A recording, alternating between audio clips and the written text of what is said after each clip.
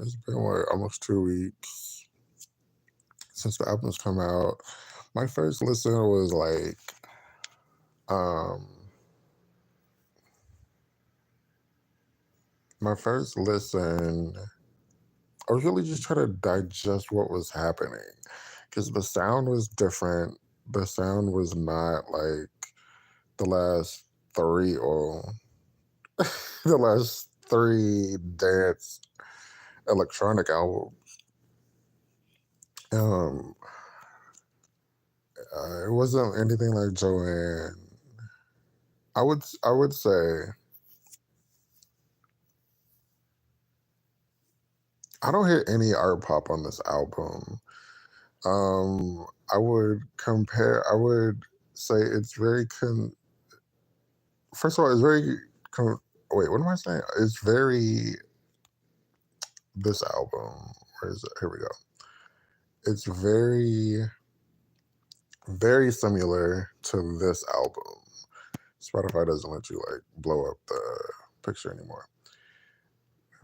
What the hell? Oh, okay. It's very similar to the Stars Born album, and which is cool because I love the A Star Is Born album. I love all the. See, I don't love all of them.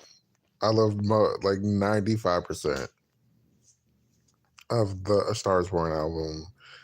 Um, yeah, it doesn't sound like art pop at all. I think some people are like, this could be art pop, whatever. Um, I was like I said in my other video, I was very hesitant about. I was very confused and very hesitant about this album because I'm like, I hope she's not trying to recreate her past music for the fans, and it comes off like floppish. But it's interesting that she said that she's always had this need to make good music and sort of,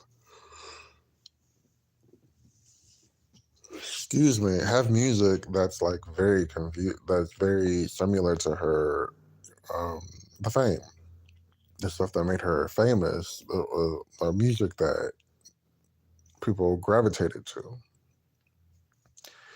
Uh, yeah, so I wouldn't. I think she loves talking about fame and her perspective. So I'm just like, okay, I love Perfect Celebrity. Perfect Celebrity is a good song. Let me just go down the list. This is a very pop album. This isn't like electronic music mixed with some other type of music. Electronic music mixed with house music. Electronic music mixed with like rock, like on Born This Way. Electronic music mixed with like, what would art pop be? This is a.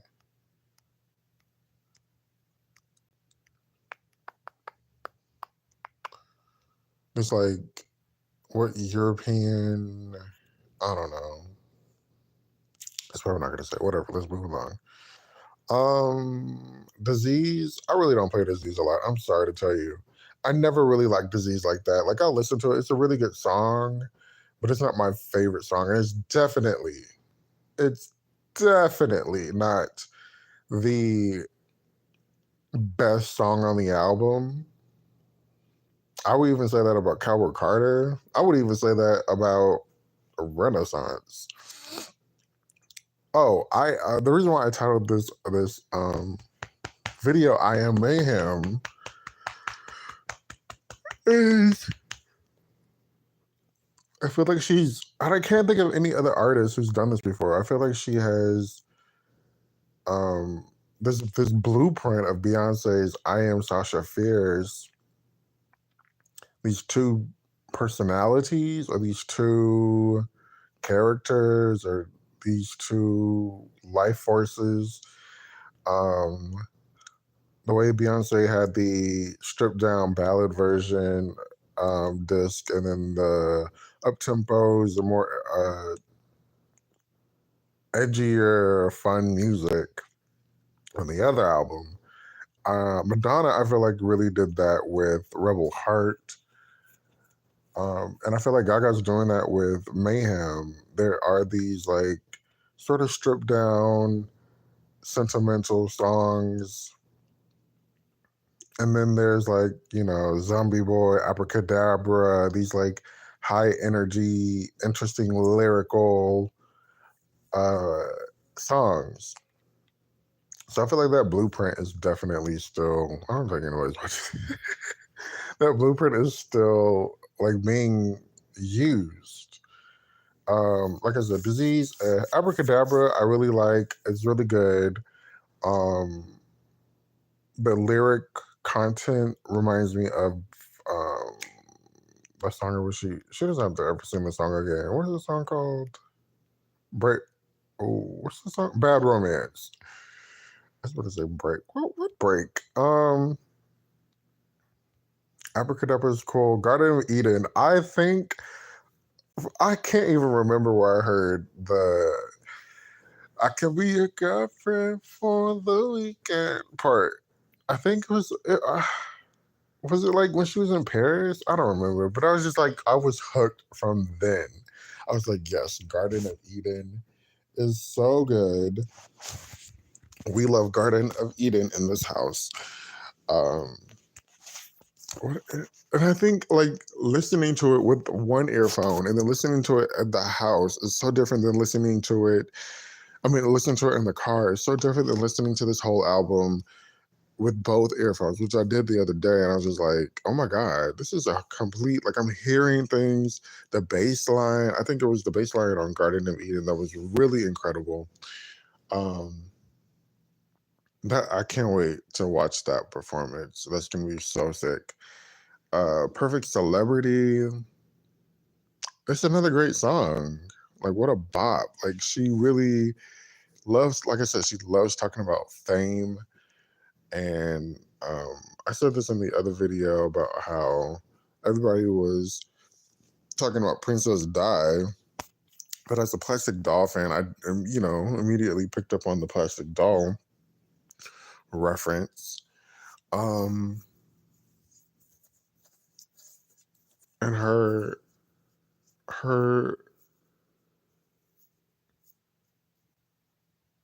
pull and tug with fame it's interesting. I don't think she's really said anything new, but at this point, it comes with the territory. But I feel like the rumors and stuff have kind of like died down with her. I don't even remember like a time. Maybe I just haven't been. I never really paid attention like that. But I feel like the rumors with her are way more critical of like her music and the performances than like her actual life.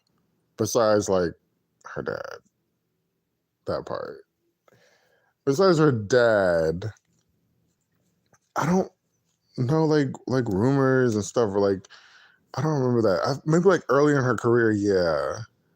But like now, I feel like that's not. She's not even like in the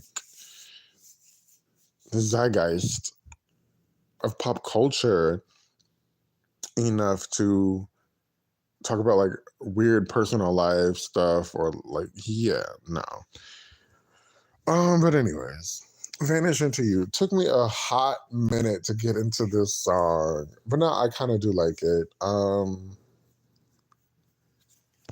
My initial was Abracadabra is great, Garden of Eden is incredible, Perfect Celebrity is incredible, and then we go to Vanish Into You, and I'm like, what? But Vanish Into You is cool. A lot of these songs are like very different than what the aesthetic is giving. But I'm just like I'm trying to wrap my brain. I'm still trying to wrap my brain around this woman liking um uh or is a like dark aesthetic and not always so happy. I feel like Chromatica was like a touch of happiness, but the lyrics are really sad, but like a touch of like the look being, colorful and happy-ish. But like she said, this song is very sad, very typical pop song, which I was like, oh, okay, interesting. Killer. I don't remember my first initial reaction anymore. I just like I'm thinking of the SNL performance and like how is she gonna top that performance for Killer? Because Killer now, I feel like the Killer performance was specifically crafted and specifically detailed for that for this song. And from the lighting to the choreography to the costumes, like the band, like all of this was like crafted perfectly. I'm just like, I don't know. It's just gonna like how is she gonna top that? Killer's a really good song. I love the outros on this song on this album. The outros are really fun. They're like a Gaga thing, like going to the Chromatica Ball. I'm trying to think. I think the other shows kind of had the same outro situation with like Free Woman and then what's the other song? Enigma. These like jam sessions at the end of these songs, which is really great. Love Drug. Oh, Zombie Boy. Zombie Boy is another really good song. Um, really great vocals. This album, I feel like singing jazz was a turning point in her vocal ability, or not ability, her vocal style. Because ever since then, I kind of do pick up on, I kind of hear her like these like jazz. I don't know what am I trying to say. I feel like her vocals are very jazz influenced at this point, or jazz based at this point. Because like she's been singing it. She has like 2 albums and tour and whatever. And then the fucking jazz and piano, Lord Jesus. So I'm just like, um, yeah, she's not singing like she used to, but she's definitely like giving something new. I wouldn't say this is her best vocal album. Love Drug.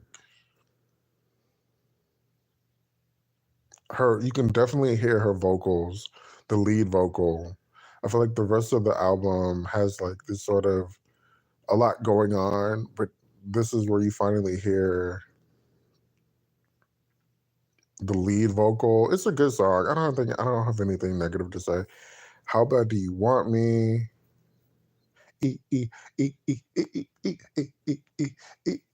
Tell me. Great song.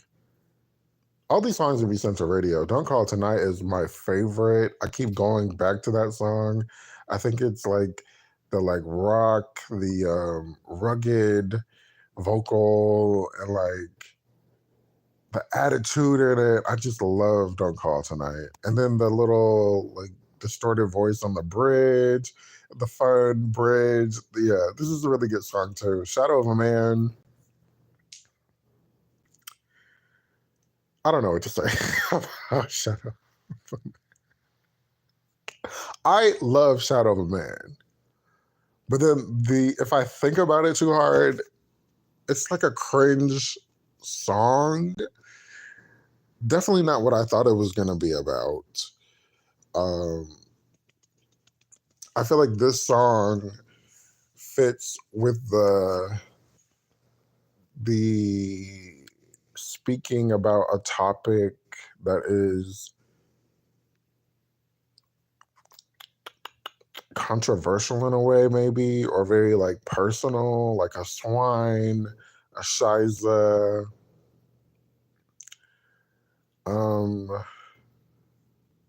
that type of song. Shadow of a Man, I don't know. Shadow of a Man is good. Like I said, I love Shadow of a Man, but then like I said, if I think about it too long, I could strip it down to like what in the Michael Jackson is going on, what in the fuck is going on. Great vocals. The idea is incredible. The replication is really fun and interesting. I'm just like, I don't know. And it's just like this like Michael Jackson thing talking about this hot topic or this really personal topic with her. It's kind of like a mind confusing thing, but it's a really interesting song. Like, I don't know. I don't know. Also, I feel like this album is a rock album that you guys have been like, the Little Monsters have been nagging her about. I feel like there's a lot of rock influences on this album, or I guess you call it grunge. She called it grunge, but I'm like, yeah, this is like a rock pop album. This isn't like any R&B, and this isn't really the electronic that she's been doing. It has like the strippedness, the simpleness of Joanne to it, but it's like a Joanne, A Star Is Born slash The Fame ish. Oh, Garden of Eden, definitely, definitely The Fame ish, definitely. Like, oh yeah, that was my first thought. Like, oh, this is like definitely like off of The Fame, or like inspired by The Fame. The different like the pre-chorus, and then the way it moves in and out, and it's fun. Please stop. The Beast. It's a good song. Actually, it's interesting because Shadow of a Man sounds like the end of the album, but we have like 3 more songs to get to, and it's just like, oh, okay, here we go. The Beast. I like The Beast. It's a simple sing along. Somebody said it reminded them of something like like a Celine or Whitney was singing in the '90s, and I feel like Celine definitely, the vocal of it, yes, is very like Celine Dion esque, but the topic, I don't think the topic is Lady Gaga. Blade of Grass. This one is hard to get through because, and she knows this because she said it. She was like, to me the vocal is so jarring. And it's just like, what the fuck? Can't you fix this?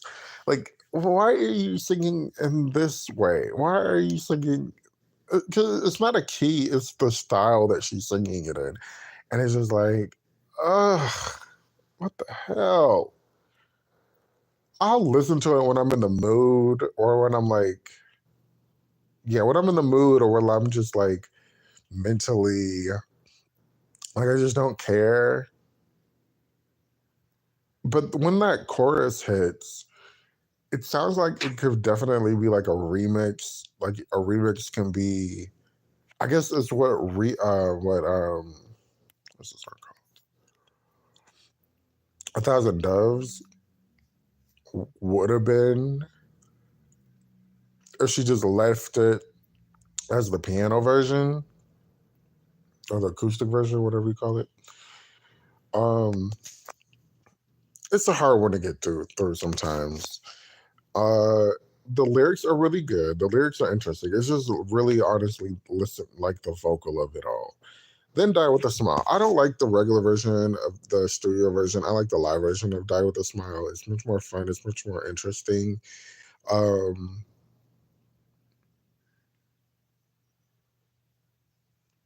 I wonder what the other song that they worked on sounded like. Because if I'm not mistaken, they made it seem like they worked on a couple of songs.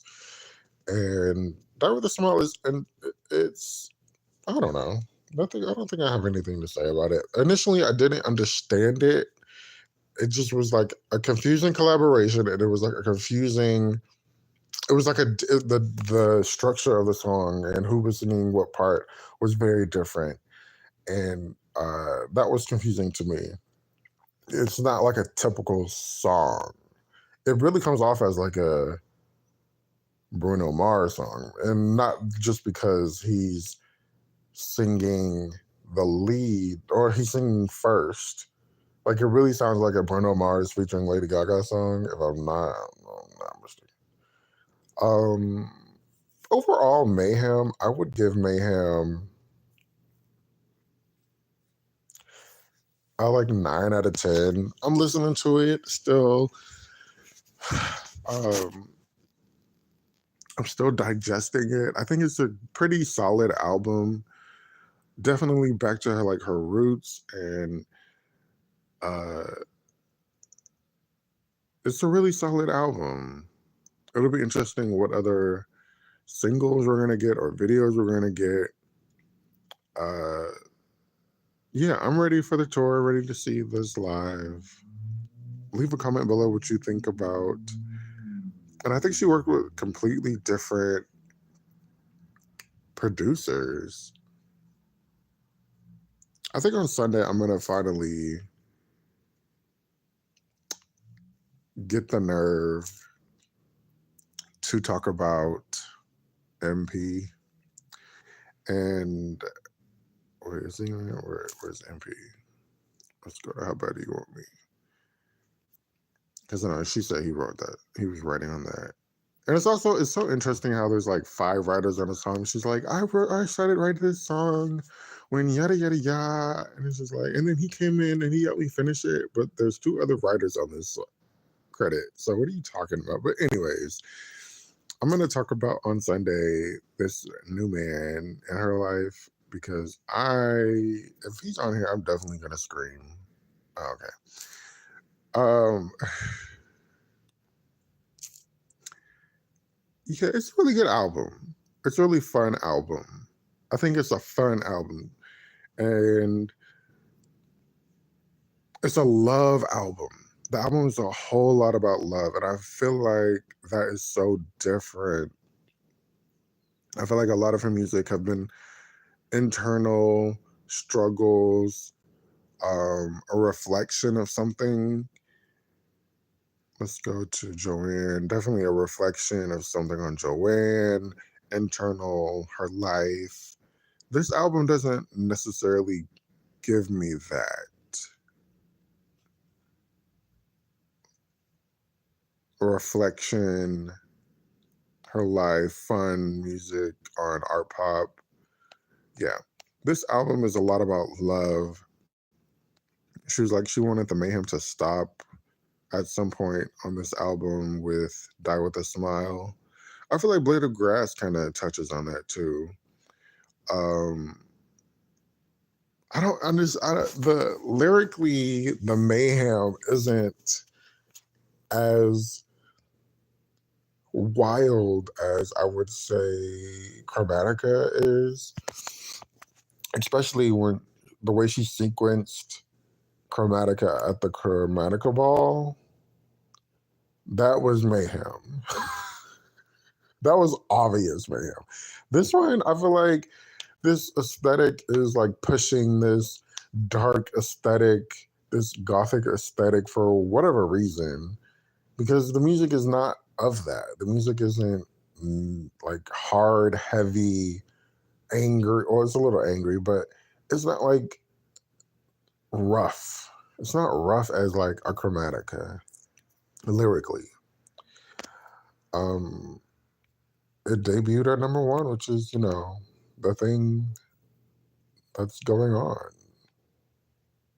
Or her 7th #1 album. Really incredible. Okay, this is the Dare Show podcast. Thanks for listening.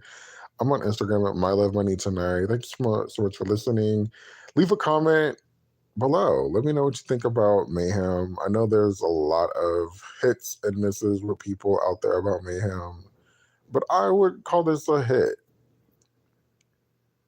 She is one of my favorite artists. I love her vocally. And I love her diverse style of singing, her diverse style of music. Like all these albums definitely don't sound alike. And I feel like that's really commendable at this point in her career. Because it's so easy to go find another stupid love. It's so easy to go find or make another Born This Way or May the Night. Well, no, because I feel like those songs are very special and like those are specific songs. But anyways, like I was very shocked that the way Howard Stern and then the Los Colotores, those 2 guys she did an interview with last week. It's shocking to say, like, here, maybe they were like praising her, but I kind of took it as like, what are you guys talking about? Like, she's always done this. Like, her diverse American songbook, and then she's a classical pianist, and then the jazz part, and then the rock part, and then the art pop of it all, and the pop of it all, and then the stripped down Joanne. Like, she's had so many different like albums, and she's gone through so many different genres. It's fascinating when people are like surprised that she is so eclectic. And I'm just like, yeah.